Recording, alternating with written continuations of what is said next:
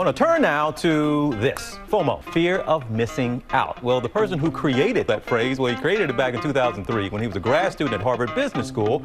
Here to break all of this down for us is podcast host, keynote speaker, and best-selling author Patrick McGinnis. What happens when we feel FOMO is that inside of our head, we are telling ourselves a story. And that story is, what you're doing isn't good enough.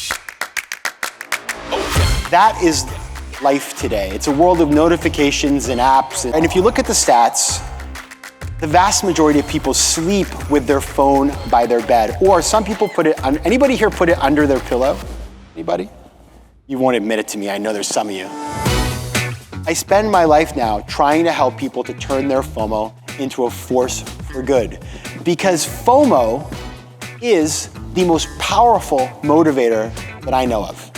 It's what gets people to build empires. It gets them to go out and discover new lands. Like if our ancestors didn't have FOMO, nobody'd be here right now. I was living in this choice-rich environment and I wanted to do it all. And I started to realize after going to 6 parties in one night, the next day I woke up and I was like, okay, here's how I feel. I have anxiety, I'm stressed out, I'm sick and I'm hungover all the time. And so I decided to write an article in the school newspaper about the word that I had made to describe all this behavior, fear of missing out, shortened to FOMO.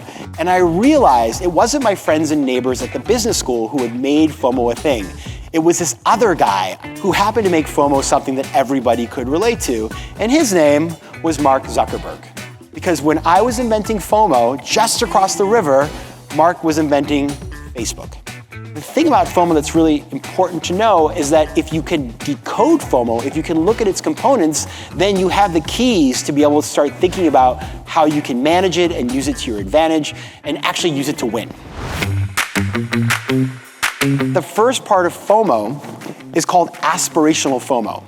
And this is anxiety that's created by the perception that there's something better out there than what you're experiencing at the present. The second element of FOMO is what I call herd FOMO. And this is the idea that we want to be part of the crowd. We are all hardwired to want bigger, better, more, faster, fancier, shinier.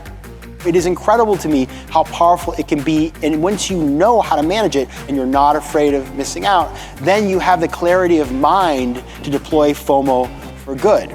Now, the final step of all of this, you deploy FOMO in a healthy way to enable greater success in your business. It's what I call getting a master's in FOMO administration, or an MFA. The tools that are used in FOMO, there's kind of a standard playbook. Number one, of course, is time limits. The second is social proof. The third is influencers. And the final one, and this is the one that I think is the most powerful, what is the cost of inaction? They're essential components of FOMO marketing that you can use to convert customers, to retain customers, to get people to move, and get them excited about why they should be working with you. In all of our communities, there are people who don't have the ability to act on their options because of illness, or because of financial problems, or because of family dynamics, or because of a million other things that get in the way of doing the things we wish we could do. And so that's the thing. We are so lucky to have options in the first place.